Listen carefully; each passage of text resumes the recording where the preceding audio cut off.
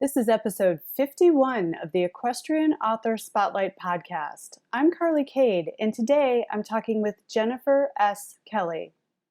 As a horse racing fan since childhood, Jennifer S. Kelly wanted to add a book about the first Triple Crown winner to her library, and found that no such book existed.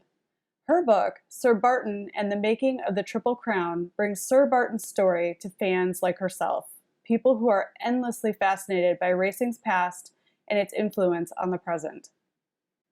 After falling in love with Walter Farley's Black Stallion series as a child, Jennifer watched her first Kentucky Derby in 1988 and has been hooked ever since, spending her spring months looking forward to the classics and horses like American Pharoah and Justify, capturing the hearts of so many people.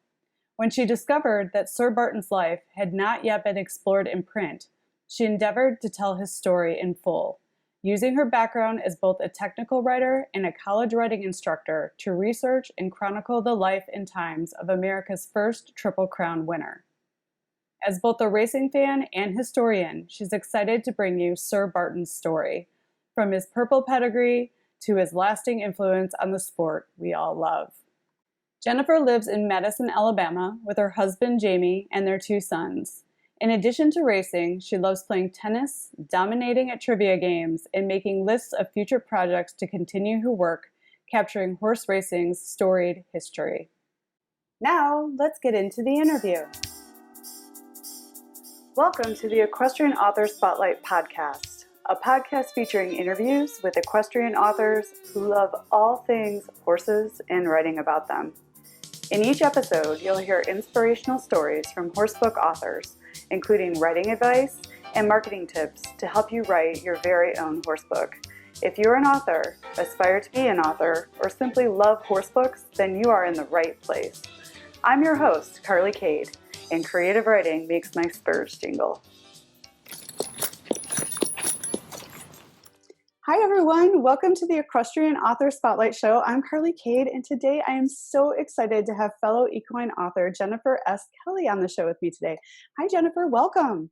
Hi everybody, I'm so glad to be here. Thank you, Carly.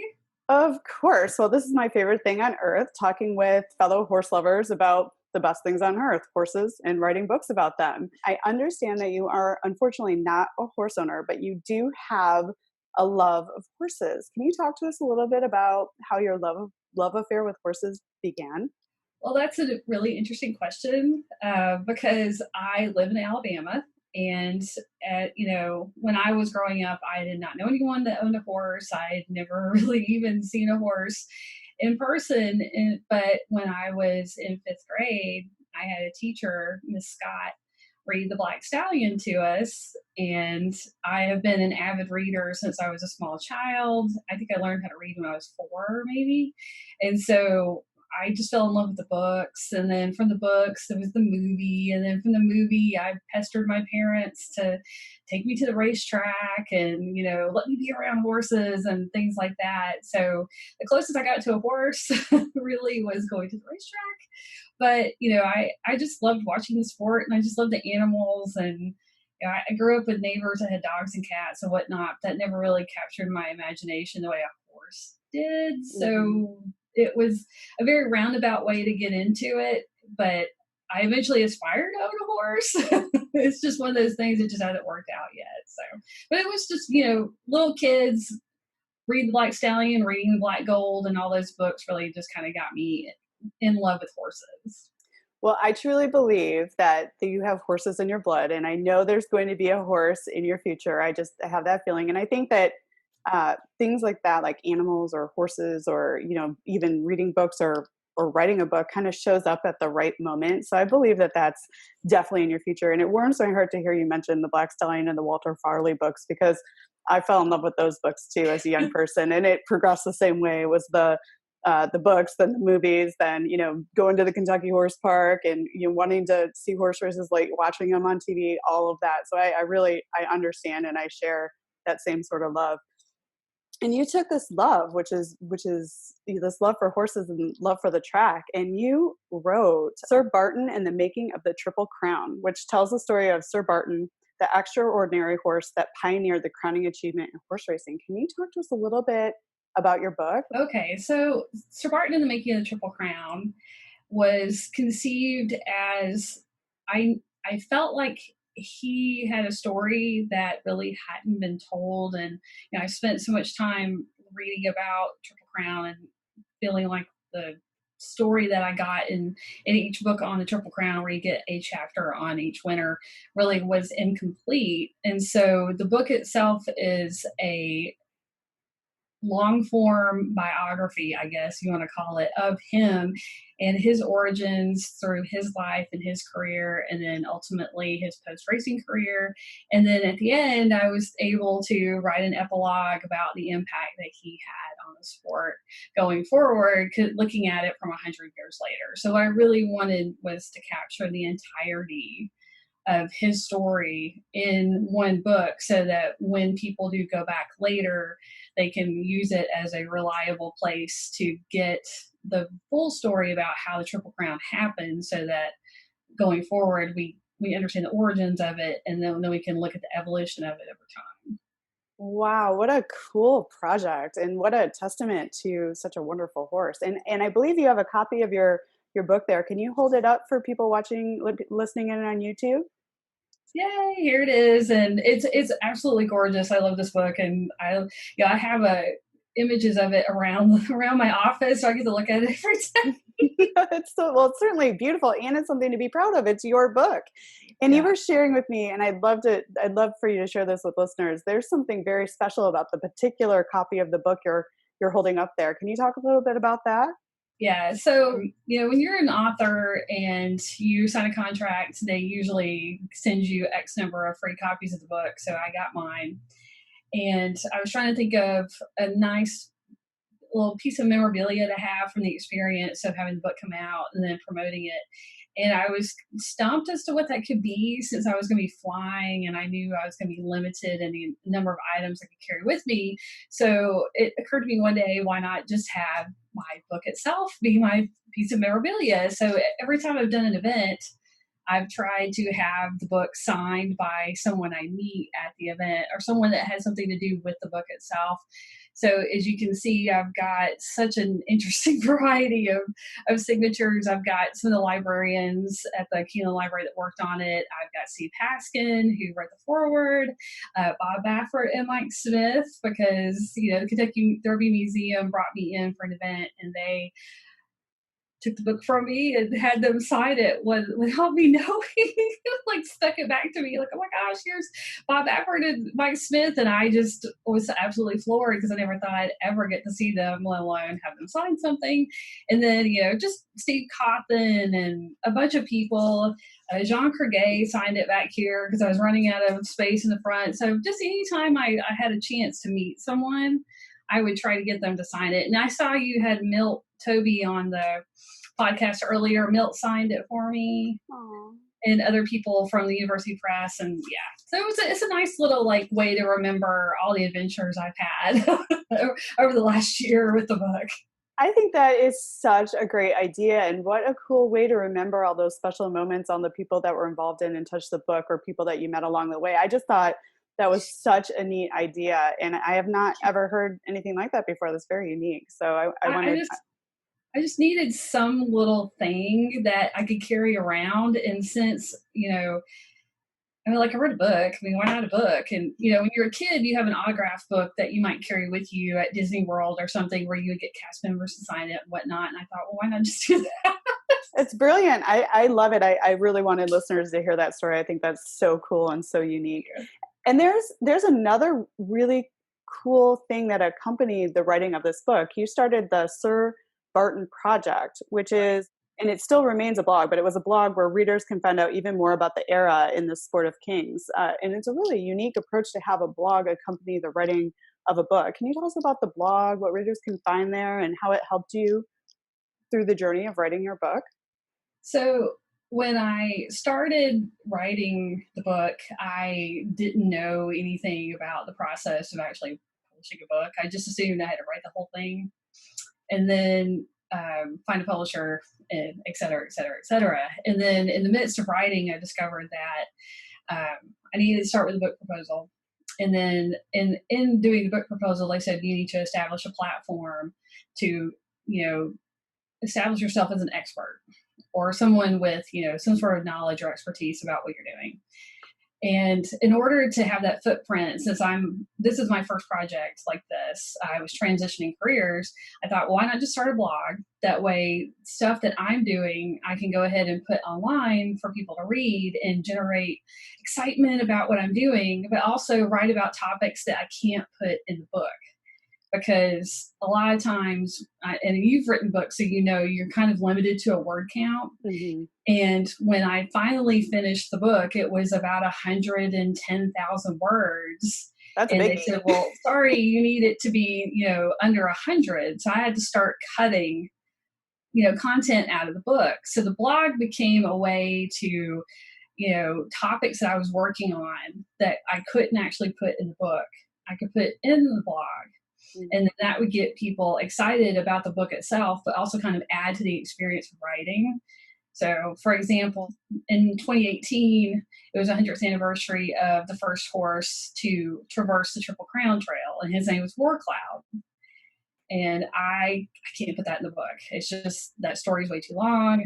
It doesn't belong in a book about Sir Barton. So I wrote a 3-part blog series about Warcloud running the Triple Crown Trail for the first time, and talked about his derby and the split Preakness that year and just that kind of stuff. And so the blog became this platform establishing thing for me, but it also became this repository for people to go and read a little bit more about the era, because you see bits and pieces of history in different places, like ABR and the Blood Horse and things like that. But for me, my purposes was I wanted the blog to be, if you're reading my book, you can go on the Sir Barton Project blog and read some ancillary things that kind of add to the experience of that era. That is such a great idea and such a cool concept. I mean, because my next question for you is, how did you research the book? And so I assume, you're saying you had all this content, and I'm sure through your research, you discovered all this interesting stuff that can't live inside a book with a word count limitation. So what a great idea to start a blog, not only to generate yourself as an expert, but also share that additional information that you found so interesting in your research, but wasn't enough to include in the book. So can you talk a little bit about how you researched the book and what you discovered there? Okay. The research process is interesting if you've not done anything like this before. Like, I know a lot of people, when they write fiction, they think fiction and nonfiction are not the same thing by any stretch of the imagination. Fiction requires research, but it requires, an imagination and an investment in a world that you create. Whereas with nonfiction, it's learning about a world that's already happened, and then figuring out the information you need to create the world that you will inhabit in your book. All right. I have an academic background, so I am accustomed to doing research. I have a master's degree in English. I have a technical writing certification. So I've done a lot of research. To do this book, though, was a learning experience first and foremost for me, because I've done lots of long projects, but not like this. I started with the Daily Racing Form Archive. So if your listeners have never heard of this, the University of Kentucky has a Daily Racing Form Archive that starts in 1896, when the Daily Racing Form actually started itself, and then runs through about the mid-1950s. Most of the content between 1896 and about 1923, 24 is pretty complete. So I started there because I needed all the form charts and all the other information that went into the actual races that he ran. And then from there, I used resources like newspapers.com, which I still maintain a subscription to look at newspapers from that era. And those are helpful because digital allows you to focus on specific terms rather than having to go through a big book of, hard copy and having to scan for what you need. And then On top of that, I made several trips to the Kingland Library to do hard copy research I couldn't do online. So thoroughbred record, blood horse, other resources like that. And then if you had the ability to pan over in my office, you would see the very large shelf of books that were acquired in the process of doing this. I had about probably a good 24 books that I ended up acquiring over the course of the writing that would have either tangential contextual information or, just background information about the horse. And those were great because they would have sources that I hadn't found, and I could go into their bibliographies and then find that information and then go from there. So, and then anytime I do something like this and I talk about the research, I have to send lots and lots of credit and props to Dorothy Ars, because Dorothy Ars wrote the book on Man-O-War called Man-O-War, A Legend Like Lightning, which came out in 2008. And a lot of what Dorothy used in researching Man-O-War's story was relevant to what I'm doing because they were running, in parallel with each other. So I used Dorothy's book also as a nice jumping off point to conducting my research. Wow. There's a lot that went into what you were doing here. Yes. And how long did the book take for you to complete? And then how long did you research before you actually started the writing process? Or did they kind of go hand in hand, I'm wondering? For the most part, the research, I had to start researching before I could start writing, but I did start writing pretty early. Like I was still teaching when I started writing this book. So about a year into trying to do the project, I discovered that I could no longer teach and write because it was just entirely too much work to try to teach the classes I was doing and research a book on the side and have children and a husband. So I quit my job and started doing this. And so I really probably started writing in 2014. I had done the Daily Racing Form basic kind of research prior to that, and then started generating the first draft from there. And I started writing like hardcore in probably 2015, like full-time writing, and finished it in 2017. But the finishing part was a different experience than the beginning part, because the finishing part, I actually had a contract by then and a deadline. So I had to, do it in a very specific amount of time. So I had to that's one thing about writing nonfiction. If people haven't tried something like that yet, I wrote a series of blog posts about writing a nonfiction book and the process that goes into it. I had to start setting deadlines for myself and scheduling out how I was going to do things. So okay, you have 2 weeks to do this chapter. You have 2 weeks to do this chapter. And that way I had programmed in enough time to give myself about 6 months to edit it. So I actually finished it in October of 2017. And then I was like, oh my gosh, I can't believe I actually finished writing. This doesn't seem possible. And then gave myself about 6 months to edit the darn thing and get it ready for publication.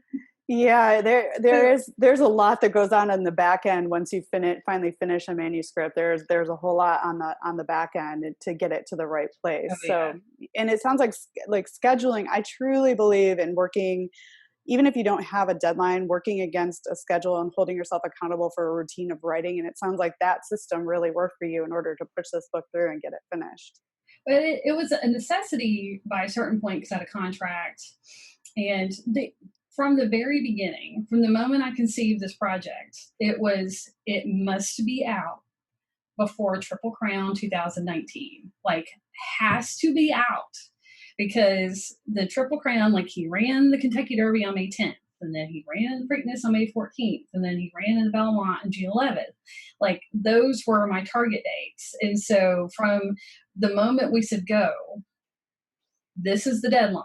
And everything else had to fall into place. So as I was writing, I'm setting deadlines for myself, obviously, because you need that accountability. But it was always to the end of, this has to be out spring of 2019. Otherwise, you miss out on that automatic like joy from the Triple Crown season and the connection between the horse and the milestone and all that stuff. So it was like there was this drop dead deadline, like, dude, you got to make this. And then there was all the other deadlines that had to go into writing that, and it wasn't just for me, it was also for my family, because I needed to be able to tell my husband or my children, this is what mom's trying to do, and this is when we need to do it by, that way we were making sure we had time built in to have a life. I mean, I couldn't just do this. I had to be able to, go to school with my kids when they needed me, or to go on family vacation or whatever. So thank goodness, the deadlines fell when they did, because once I was done writing, I was able to really relax and be like, let's go to Disney World. Yeah, and you deserve that, and congratulations for pushing through and getting it finished, and for releasing it around a time that's so important for the book in the history of thoroughbred racing, because ideally releasing it around that time is so smart, because the media are interested in the Triple Crown. The book plays into that. There's events around the Triple. There's so many opportunities to get the word out about the book by timing it to this event. So that's brilliant. And congratulations. You deserve to go to Disneyland.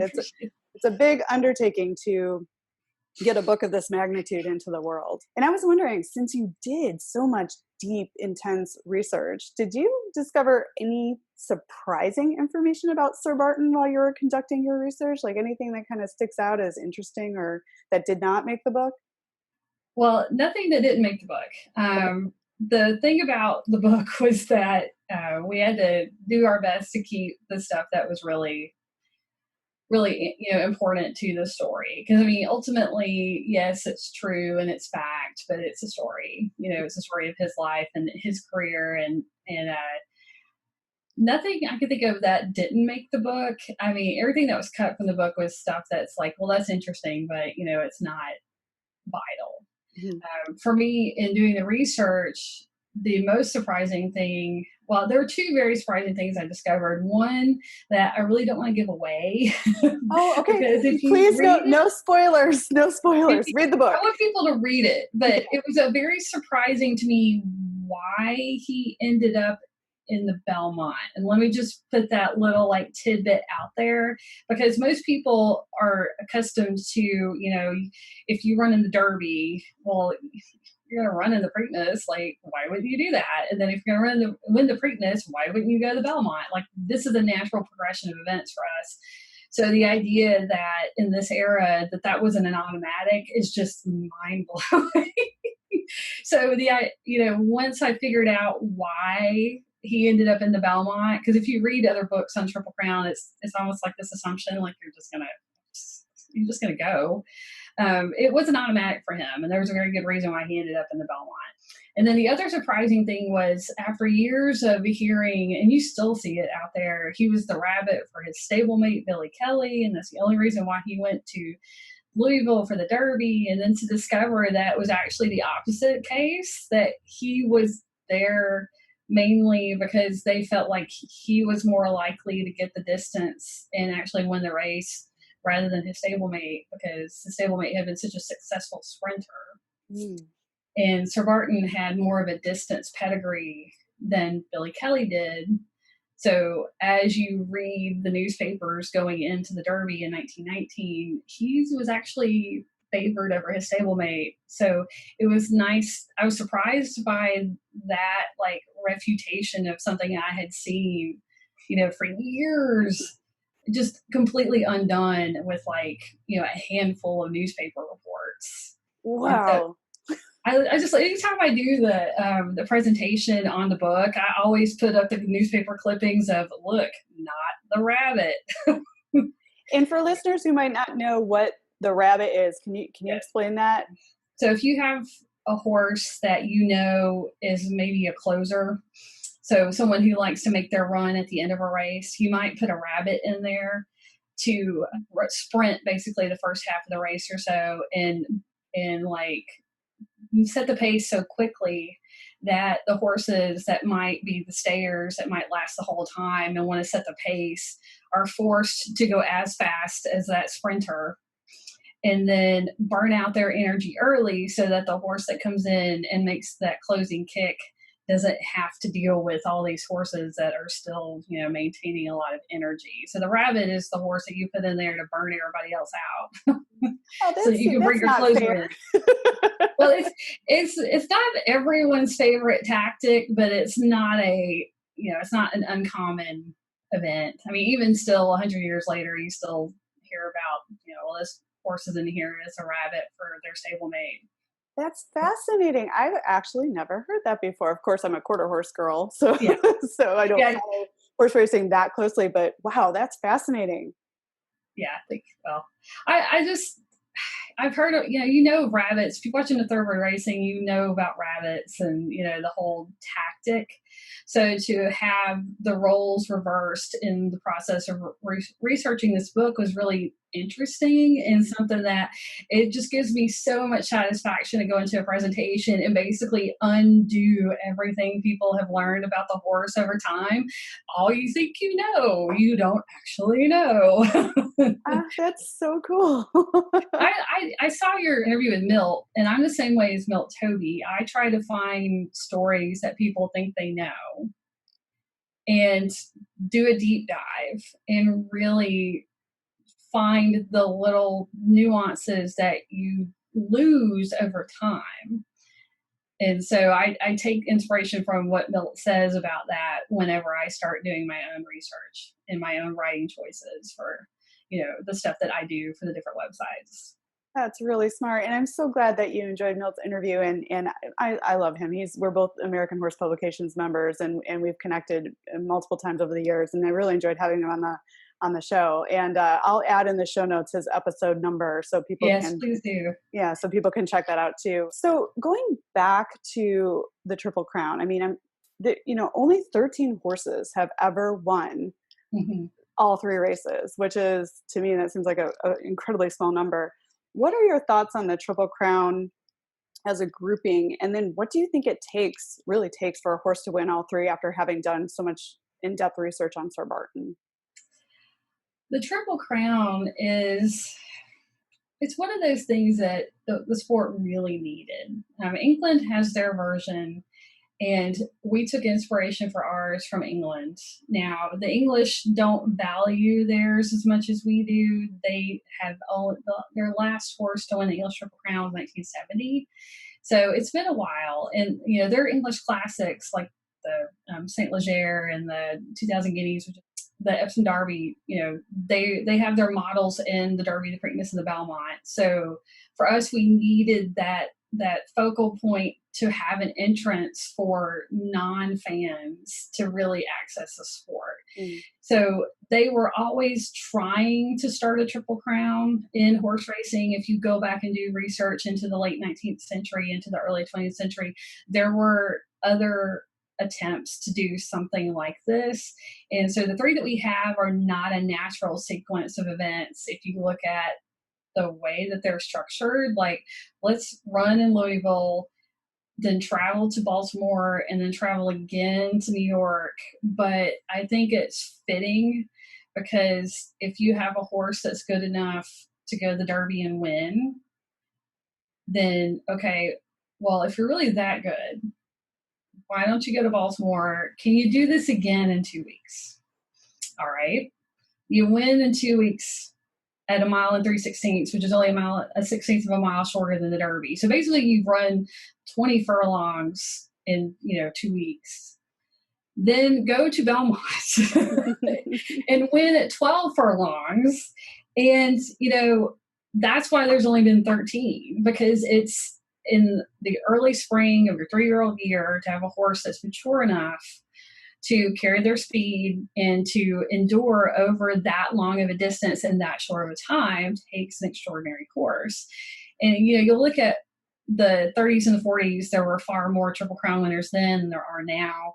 There's different reasons for that. I still think there are plenty of horses now, as there were back then, that are capable, but it's all about like timing and also just sheer luck Mm. more than anything else. Because if you have a horse, you know exactly how prone horses are to doing dumb things and having crazy things happen to them.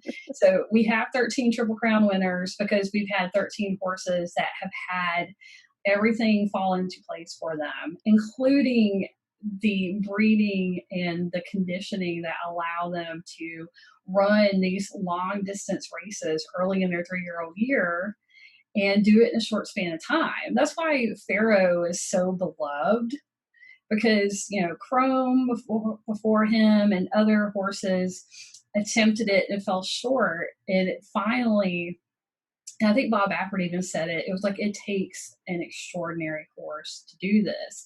And Baffert, of all people, should know, because I mean, he tried to do it 3 times and didn't succeed. Mm-hmm. And it's like, we value the Triple Crown because it's the standard of what a horse can do. And it is, you know, it's just something romantic for people who are not horse people to really go for. It's like winning the Super Bowl or winning the World Series or something. You need that accomplishment that marks this is what is great about the sport. And then the reason why we only have 13 is because for whatever reason, these 13 horses have had everything go right.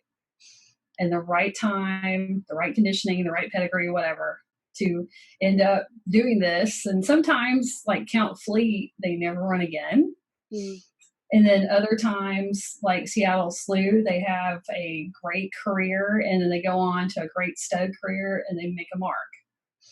So that's the thing about the Triple Crown. You can concentrate all the great things about horse racing in one specific event and kind of hold up these horses as this is an example of what's great about the sport. Wow, and the coolest part about your research in this book is that Sir Barton was the very first one to Yes. do this. So he Yes. I like to say that he may not have been the one that did it the best. Like you can look at Secretariat, maybe he's the one that did it the best and did it the fastest, but he was the one that did it first. And so his importance is that, you know, he had the fortitude and the skill and the talent to do this, you know, run the Derby and then 4 days later run the Preakness. And then, you know, 3 weeks later or so run in the Belmont and to, you know, be sound the whole time and to have everything fall into place. Like you had to have that pioneer. I think that's what I love most about him is that he's that pioneer. Like you just can't help loving a horse that's just like, you know, I did it. Absolutely, and you've done him a huge service in his honor and his memory by sharing his story for readers. This is fascinating. I feel like we could talk about this for ages. So I found this really interesting as I was galloping around your website and doing a little research for the questions I wanted to ask in the interview. Is you know you were a technical writer and a college writing instructor, which led you to transition into a career as a proofreader and an editor. Right. And now you are on the other side of that. You are an author of your first book, and I'm sure that once you do that first one, there's many more in your future. So I'm sure you're on to your next writing project, which we can talk about in a little. But what was it like going from the proofreading and the editing side of the writing business to actually being the author? And I imagine you do edit your own work, but I imagine then it went to maybe another editor because you spent so much time with your work. Could you talk a little bit about that? Well, the editing and the proofreading actually were, this is what I'm going to do to make money while I write. Smart. Because I started out teaching, like I got my master's in 2002 and immediately started teaching, which is pretty much what I had intended to do. You know, I'd always wanted to write also, but I had spent a lot of my undergraduate and graduate work really focused on teaching other people writing because it was something that I had not had a ton of when I was growing up and going through school. I had some really good teachers, just not a ton of background in actual writing. And since I was such an avid reader and then turned into, you know, a writer that apparently had some talent at it because I kept getting good grades at it, I really wanted to teach it to other people to kind of like be that person that says, it doesn't matter what your skill level is or what your talent level is, you can do this, you just need practice. And, that's what I was teaching. And then once I decided to quit teaching and start writing, I really needed a job. So I started proofreading, and I mostly have done like dissertations and theses and things like that. I've edited a couple of ebooks and things, and I want to break into copy editing if I can, because there's nothing more fun than going through someone else's book and like, here's all the things that you need to do that, to help kind of shore up what you've already done and to make this clearer. So I enjoyed that because it's what I did when I was teaching. I did a lot of proofreading and editing for my students and giving them feedback and saying, this is what you can do to improve this particular piece of writing. This is, how I would envision if you want to take it to, to do this thing, you need to, here's this list of recommendations. And so I try to do the same when I was doing editing and proofreading for other people, resumes and dissertations and theses, like, here's what you need to change, here's why you need to change it, and, go forth and please take my recommendations. But, I'm not like the law. So if you don't take it, okay. So it's easy to do other people's work because it is, I can just look at it objectively and like, this is the impression that you're leaving by doing this. Like, here's my feedback on it. But then with my own stuff, it's like, I'm a writer. Like, this is great. Like, what are you talking about? I don't need editing. And then, but I have my husband helps with my stuff. So he's my first line of defense. So when I edit things, and he goes in and he's like, do you really want to use this word? Like this word, do you understand what this means? Like, do you think other people are going to get what you're trying to say? I'm like, please, what are you talking about? This is wonderful. And then when I was at the Sir Barton book, I had an editor for our imprint, Jamie Nicholson, who actually edited the book before the copy editor got a hold of it. So that was the next level of defense. So technical writing and the proofreading stuff was this is my professional job that please pay me to do because I need money so that I can do this other thing that I really like. But if I had my vision for going forward is this is what I want to do. Like what I'm doing now, like this book and future projects. And then I write for a couple of different websites doing columns for them. Like that's what I want to do. If I had a racetrack, I would be the person that's there in the morning going like I'm going to write up your workout. Tell me your story. let me do your publicity. Let me write a story about you. And I've got other projects I'm working on in addition to this one, but I really like editing. It's a different part of my brain than the writing. Mm-hmm. And I enjoy doing it, though, because I do enjoy making other people's work shine because they deserve it. I mean, they put a lot of work into it. Yeah, and I love that you said that because editing is so very important to any finished book that enters the world. And I love that you said, you cannot edit your own work. You need another professional in the mix to help you with that. And I love that you just clarified that. And you are a professional editor, but you spend so much time with your own work. You're so close to it that you stop seeing things, because you've spent years with this project, and that makes a lot of sense. So, always have that first line of defense. My husband is also my first line of defense before I send it off for the professional editings and then the copy editing. So it's interesting to hear that you had that same experience. But you have to have an editor because I know, like, really quick, I had to go through and proofread the book before it went to press. And so they're like, here's a PDF of the book, go through and proofread this and find errors. And then, let us know what the errors are.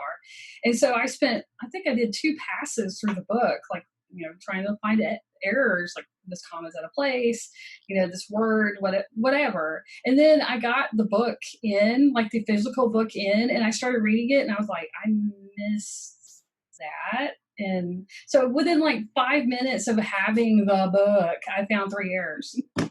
It happens to everyone. Believe me, you are not alone. But yeah, I understand.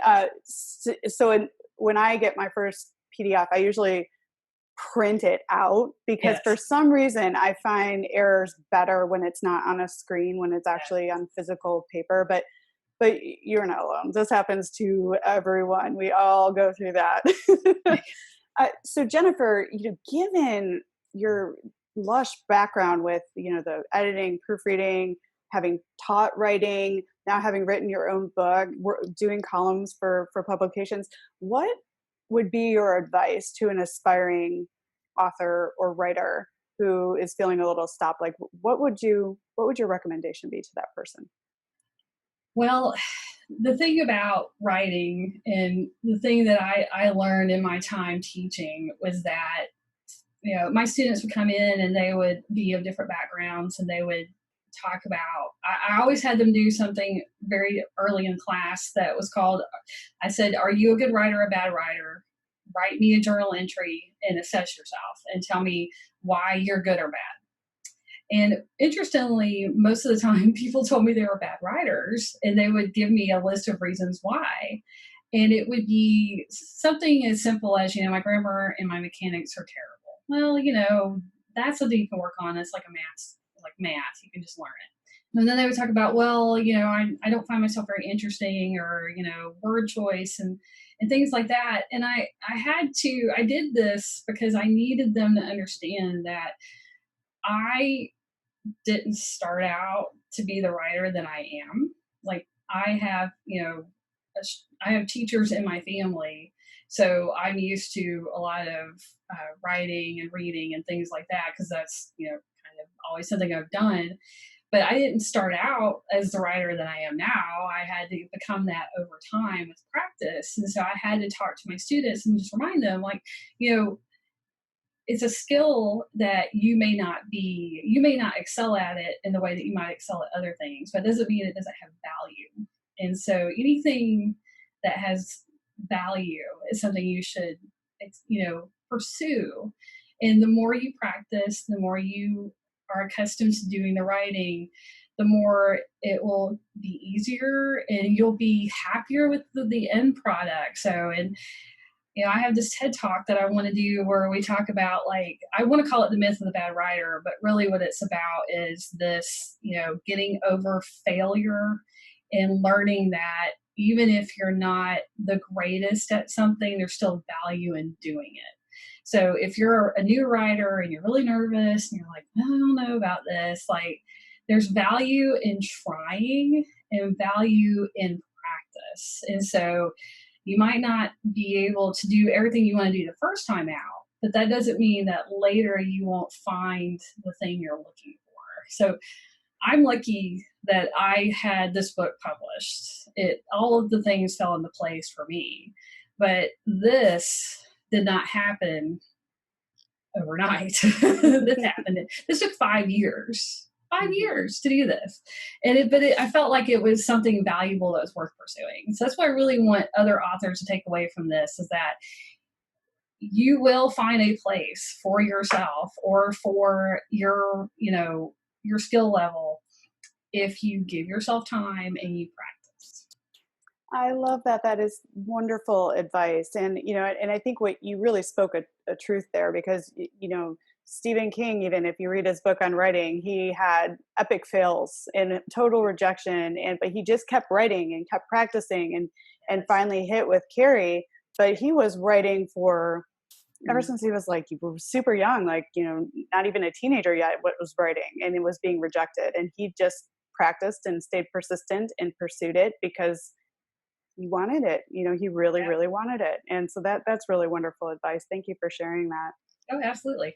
And, a little, whipped cream on top of the hot chocolate here is with your very first book. You were nominated for a Dr. Tony Ryan Book Award, which honors the year's best book about thoroughbred racing. How did it make you feel to be nominated for such a prestigious literary award with your first book? That had to feel so amazing. Well, after about 5 years so I started this project in summer of 2013. It was published in the spring of 2019. So I literally spent like 5 years of my life doing this. And I went out on a huge limb by quitting my job and starting this book without any hope of being published, without any expectation about how this is going to work out, where was this going to go. I just felt like it was a story that needed to be told, and that with the hubris of a writer, that I was the person to do it. Okay. So I was thrilled beyond belief to be nominated for the award, because it was this nice validation of not just my work, because obviously I'm in my 40s, so I spent a long time doing this, and it's nice to be recognized for the work you've done, but also for him and the horse. I mean, honestly, this was less about me and more about him, because one of the things that, as a historian, that's important to me is that the stories of our past get told, and that they get told well, because it's very easy, if you look at the historic record, for things to get lost or for stories to be changed over time. And so the impression that you have of, an event or a person or whatever is changed by the way the story is told. And I really just, every time I read something about him, just wanted to, like, go in with a red pen and just start making edits to it. So it was nice to have the committee recognize the work, and to recognize that, his story not only deserved to be told, but apparently that it was done well. So it's extremely gratifying. I mean, I can't lie. It's just wonderful. Well, congratulations. I mean, Thank you you. deserve it. And I am super happy for you. I mean, there's nothing like being acknowledged for all those years of hard work and pursuing your writing dream and taking the risk that you did, and look, and they paid off. That's the thing. It's like, you did not let fear hold you back. You said, I'm doing this. Your gut told you to do this. You Yeah. followed the muse, and everything ended up lining up, including your book being traditionally published. So Yeah. yeah, what was it like working with the University Press of Kentucky? How did you develop your relationship with them? How did that all start?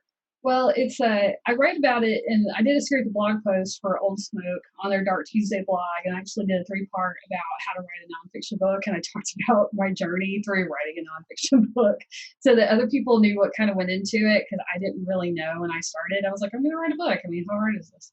Because I mean, people write books all the time. What is this? I had actually started writing a book without a publisher, and had assumed, I think I talked about this earlier, that I had to write the book before I actually had it, like, started shopping at the publishers. I found out later that I needed to do a different process and go with a book proposal and then go from there. So I had a book proposal out there. I queried some agents. I had a little bit of interest, but I didn't have anybody bite. And then one day I got an email from Ed Bowen, who is another writer, historian in horse racing. And Ed said, hey, have you looked at the University Press of Kentucky? In the same week that this happens, the gentleman that turned out to be the editor of the imprint book is published in, Jamie Nicholson, reached out to me on social media and said, hey, have you looked at University Press of Kentucky? And I was like, okay, this is a sign. Hello. So I, sent in the book proposal to the acquisitions editor, Ann Dean Dotson, who is fabulous and wonderful. And they contacted me and they said, we're interested. And then we had a conversation, we hammered out a contract, and everything after that was lovely. I mean, they're working with a small press is really nice, because you get a lot more personal attention than you might with a larger publisher. And not that a larger publisher is a terrible thing, but it is nice to, like, I know those people. Like, I have gone up to the press and met everyone in the press, and I know them, like, they're friends of mine now.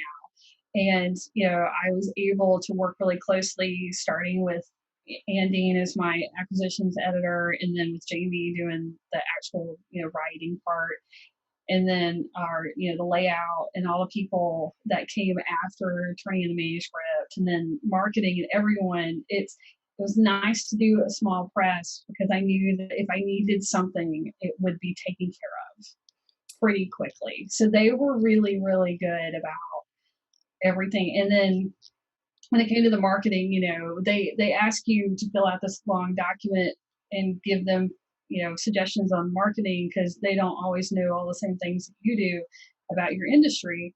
And so they would do the reaching out. They came up with the, the press releases, the imagery, and all the marketing materials. I mean, this standee is from them, and I have all these postcards that they gave me. So they've been wonderful, and I can't speak highly enough about them. Like a small press is, and I didn't know the university press would publish a book like what I have. So I had never even thought about going to the university press until people approached me, and I said, well, okay. And then they said, we have this imprint.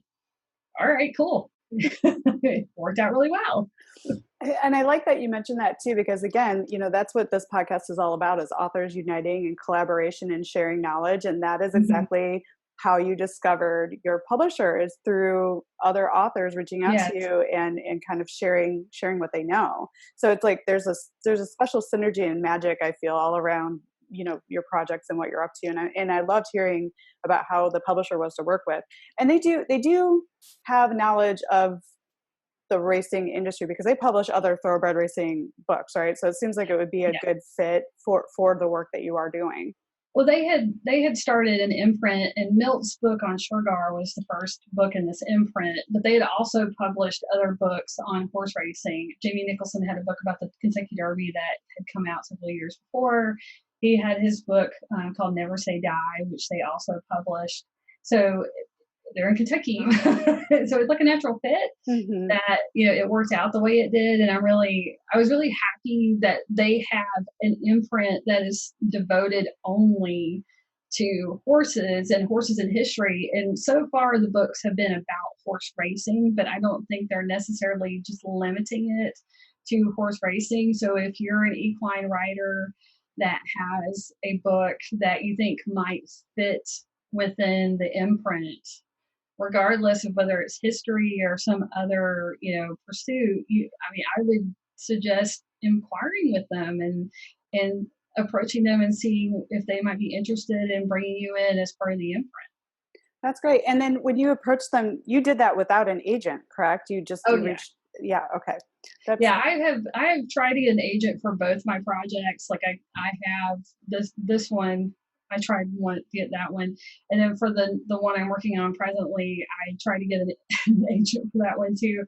And the hard part about agents is, even though I actually already have a book out now, they're still conservative about what they pick projects. They pick projects they know they can sell. And I think the hard part about certain kinds of books that agents don't always know how to market the book. And if they don't know how to market it or sell it, then they feel like they can't be your advocate. And that's what an agent is supposed to be anyway. They're supposed to be the author's advocate. So I appreciated all the agents that said, I'm really interested and I feel like what you're doing is really valuable, but I don't feel like I'm quite the right fit. And I wasn't offended by that at all, because I can understand looking at a book like Sir Barton and going, it's like, I know people will read it, I just don't know how to sell it. It's like, well, I understand that, because I feel you. Yeah, and I think it's actually a common situation where agents reject horse-based books because they don't understand the niche or the market, and they will say it's too niche. So I think it's a common thing that happens to a lot of authors pitching for agents. But what I love that you shared is you don't necessarily need an agent to represent you to get published. There's independent publishing, but you went with a small press, and you're having tons of success, and they were very supportive. So a lot of the processes, you don't have to have every single step in order to successfully get your book out into the world. So I love that you shared that. Yeah, I was really surprised that I was able to get a contract with an agent, because I was just kind of like, oh my goodness, what am I going to do? I don't have representation, because I don't really, I'm new, and I felt like I needed that intermediary there to help me find the right place. But it's one of the nice things about working in equine publishing, whether you're doing fiction or nonfiction, is that the community is small enough where that if you have a question, you could probably find someone that can help you answer it. Like you're in American Horse Publications, as am I. And I know that if I needed something, I could probably go and ask someone within the membership, and they can help me. If they can't help me answer that question, somebody else can.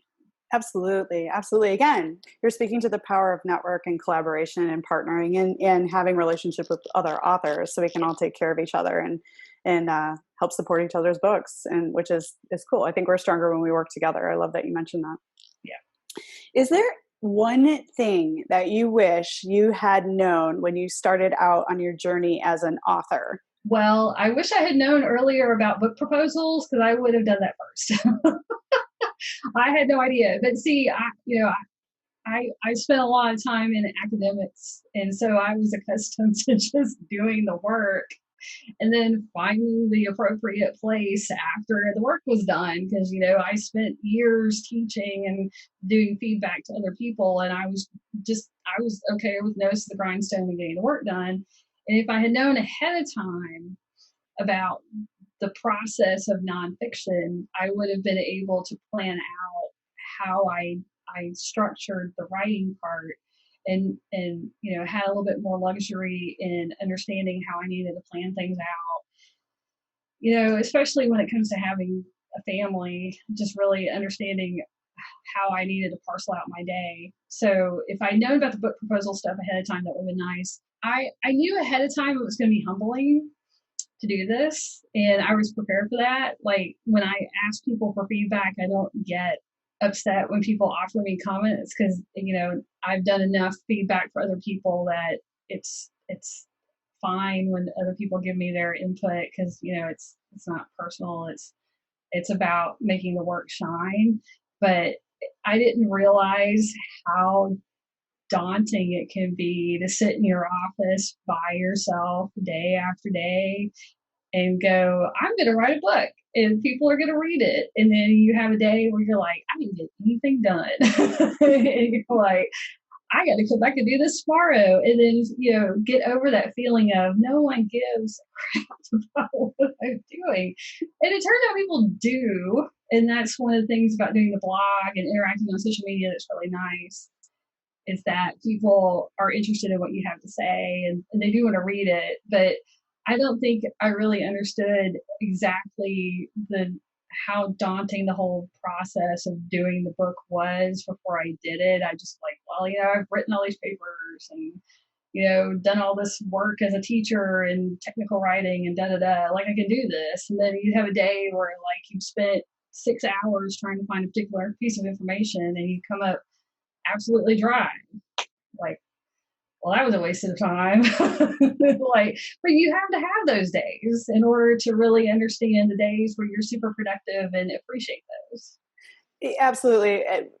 Any creative endeavor, particularly a book, is a monstrous challenge. And there are those days. And it can be a very isolating and sometimes lonely experience because you and you alone are solely responsible for creating this thing that never existed before. And it can, and I think the thing too is when you think about the book in its entirety or having it complete, it can be very overwhelming. Yeah. That's why I feel like it's better to narrow down and just focus on one step at a time and create a schedule like you did around getting that created. Yes. Because if you think of the whole thing, then overwhelm kicks in, all your fear kicks in, and then you avoid, right? You do little tasks or to-do lists, or you go deep diving on the internet and then you come up sometimes dry. So, but that's part of the process and part of the journey, and having overcome that is such a feeling of amazing success and relief, and you've done that. So living where I live, I live in Alabama, and so no one that I know really knows anything about what I do. So I would get a lot of the bless your heart look, bless your heart, you crazy girl working on this book about horse racing in Alabama, and then at the end of the day, the only adult I talk to is my husband, and I'm like, let me tell you all the things I did today and all the things I found out. My husband doesn't have a background in horse racing or horses or, anything like what I do for that matter. So he's still learning as he goes with me, and he's learned way more in the last 5 years than he ever thought he would. And so he would be the beneficiary of all my pent up, things I need to say about my day. And he's like, So, it's isolating to write. I think it was even more challenging because I live here and people were like, and then I would go to Kentucky and everybody's like, yeah. Right. You got to go where your community is. And, and so you are a little isolated from like the horse racing epicenter of the world. But it wasn't it in satisfying to know that there are people that understand what you're doing in other places in the world when you went and you did your research and when you were surrounded by that community. Oh yeah, definitely. When I would go in now, when I go in the Keeneland Library, it's like walking into Cheers. Like, yay, Jennifer's here! Like, That's so great and so true. And I think you just spoke eloquently about what it's like to be an author and a very real experience that you have writing your book. I wanted to circle back really quickly and talk about the book proposal. You okay. mentioned the book proposal a couple times. Like, so what in your experience with nonfiction, you wish you had known about the book proposal? What specifically do you wish you had known that you have that and you pitch it out before you start the writing of the project, or what do you wish you had known about the book proposal? Well, I didn't even know that it was a thing first. Like I've written proposals before because I had done proposals for, as part of my job. And so I knew how to write a proposal, but the idea that you write a book and then you pitch it out as a proposal, that was something after I figured it out, it made sense. But to begin with, I'm used to fiction. So most people, when you write fiction, you write the book and then you send it out in the world and try to find someone to represent you or, a publisher or however you approach it. So I was accustomed to that. I knew once I figured out what the process was for nonfiction, I knew I could write a book proposal, and I have gotten compliments on mine. Apparently, they're very thorough and good. And I'm like, okay, well, hey, technical writer. But I didn't know it was a thing. It made sense once I figured it out, but it was just one of those, like, I wish I had done more research into the process of writing nonfiction before I actually started doing it. Because I kind of just threw myself into it like, I can do this because I have this, all this background and all this experience. I can just jump right into it. And so for someone who's thinking about doing something like what I've done, I really do recommend, like, you have this great idea, you should totally pursue it, but understand the practical side of what you're doing before you start the creative side of it so that you're not wasting valuable time. Doing things that you could have taken care of very early on. So because I literally had to stop writing to do the book proposal. Like I was writing the book. And once I figured out the process of nonfiction and then looked at my calendar, I was like, oh man, I have to do this. And it has to happen, this like process has to play out by this date. If I had started it in 2013 when I originally conceived the project, I would have been a heck of a lot farther along and and not been so, crazy trying to get things done later. So that's one piece of advice I do give people is like, before you start the actual writing, make sure you understand the practical side of what you're doing, because the writing is actually the easiest part. That is wonderful advice and so true. You educate yourself on the process and the system, and yeah, that makes a lot of sense. And do you address these sort of topics around writing nonfiction in that blog post series that you've written? I'd love to include the links in your show notes so other authors can read those blog posts that you've written if you wouldn't mind sharing those. I can send you those. It's called So You Think You Want to Write a Book? Perfect. And I had originally going to publish it on my blog, and then the guys at Old Smoke, which is a brand of horse racing clothing, they did a Sir Barton shirt last year, so we were working together on that. And they said, well, we'll host the blog series if you want. And I said, okay. I'm like, yeah, that'd be great. So it's on their Dark Tuesday blog, and I'll send you a link to it. But I did it because I really wanted a place to put the experience of writing a book in that people could go back and refer to it later. Mm-hmm. So that, because it's not enough to write a whole book about, but it's enough to write probably a good like 8,000 to 10,000 words on, because there was so much that went into it. And like, I think as a writer, we're so accustomed to doing the creative part because that's what we do. Like, that's what we get into writing for. So we really enjoy writing. And that's what you want your job to be. And when I started transitioning from teaching to actually writing full time, it I didn't make that practical side part of the transition because it had been a while since I'd done it. And, I had spent my years teaching and spent my years writing to give other people feedback. And so that's just what I did. Like every day was, writing. And to do this as a job, you need to approach it as a job. And so if you're a freelancer or you're in a gig economy or anything like that, you understand that there is the services you perform, and then there's the other concerns that you have to have, which is the practical side. And if you're a creative person, the practical side is not always the most natural fit for you. Money or taxes or any of those sorts of concerns kind of come on the back end because you're like one day you're like, oh crap, I got to file my taxes. How do I do this? Well, the concept behind doing the blog post were to get people thinking about the practical aspects of what you're doing as you're doing the creative side. So, by all means, write the book, spend the time. But at the same time, treat yourself like something you need to market, because you are. You really need to focus on the practical business side of what you're doing.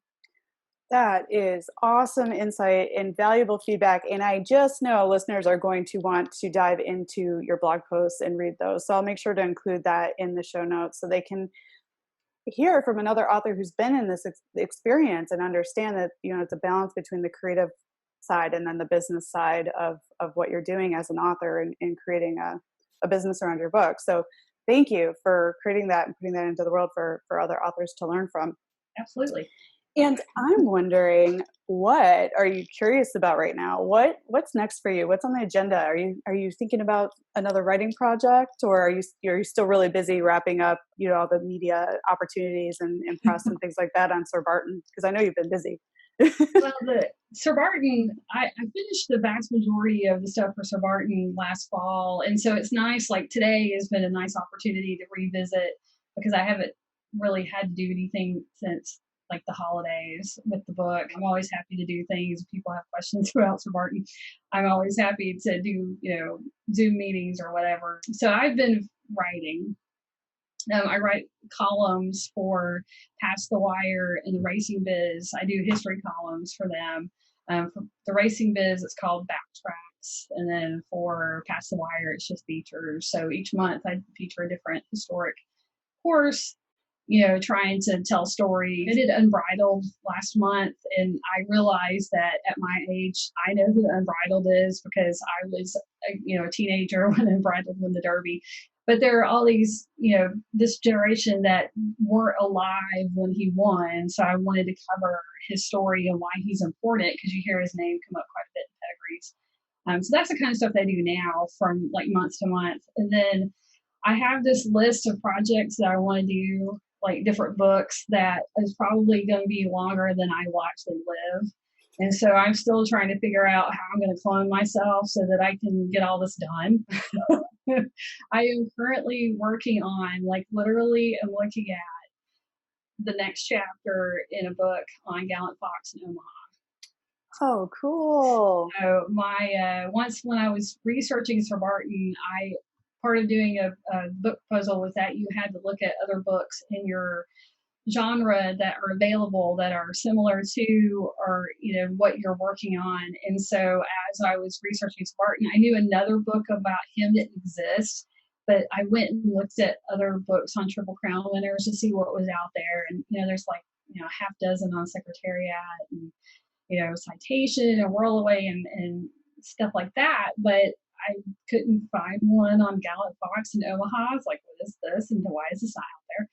So I took it upon myself, of course, to write the book. So that's what I'm working on right now. Is I started writing it. I've got a blog for it called Foxes of Bel Air. I've got a Twitter account and Instagram and a Facebook page, and I'm trying to populate the blog with more of the same that I did with the Sir Barton project. I get people excited about that era of racing as I do my research on it. I have a book on the Triple Crown itself that I eventually want to do, where I trace the history and the evolution of the concept from pre-Sir Barton and all its incarnations through Sir Barton, through the 30s and the 40s, when it really kind of takes hold in the pantheon, and then into those gaps between like citation and secretariat, and then affirmed and American Pharaoh, just to kind of trace how the Triple Crown evolved in the consciousness of horse racing, because it's something that hasn't been done all set down in one place. And I think it would be valuable to see the history of the concept over time, so that when you have people who want to understand why the Triple Crown is a Triple Crown, here's this history of it in one place. So that in itself is this like overwhelming, prospect that I really want to do, and I'm still trying to figure out how to do it. But in the interim, I'm going to write this book about killer foxtail. This is fantastic. So your muse is just working and bubbling and ready to create and generate, and I am so excited for you. And Jennifer, I have so enjoyed talking with you today. I feel like we could talk for hours and hours and hours. And the next time you do have a book out, please do reach back out to me. I'd love to have you back on the show to talk about your discoveries around your next project. Yeah. But in the meantime, can you share with listeners where they can find you and information about your books? You can find me. Okay, so I have a umbrella site, which is Jennifer Kelly, KELLY, .com. And when you go there, it will take you to Edit Your Docs or the Sir Barton Project or Foxes. So the links for those are all in there. That's like my portfolio site. I'm on Facebook. I have my personal account. And then I have Jennifer S. Kelly as my author page. The Sir Barton Project has a page. The book has a page. Foxes of Bel Air has a page. I'm on Twitter at the Sir Barton, because at Sir Barton was already taken when I signed up for Twitter. So it's at the Sir Barton, and also at Foxes of Bel Air. And then I'm on Instagram under those two. I'm still working on using Instagram. The problem with Instagram is that it's visually based, and a lot of the images that I have are not mine, but can't share images as easily as other people can, because I don't really have a ton of visuals I can generate. Also, the Racing Biz, I've got that. And then Pass the Wire, you can find some features that I've done there. So I think that's pretty much it, like in terms of my web presence. I think that's enough. Like it's you've got your bases covered for sure. That was part of doing the platform thing, was they said you really have to establish a toehold on social media. And since, I spent an inordinate amount of time on my computer anyway, it really wasn't that challenging to do. It's really valuable, and I do enjoy doing it. I will make sure to link to all those places in the show notes so people can get directly to you and your books. And Jennifer, thank you so much for the gift of your time. I have so enjoyed talking with you today. Oh, thank you so much for the gift of your time. This is what I love to do. I really love this part of being a writer and promoting a book is interacting with people. So thank you.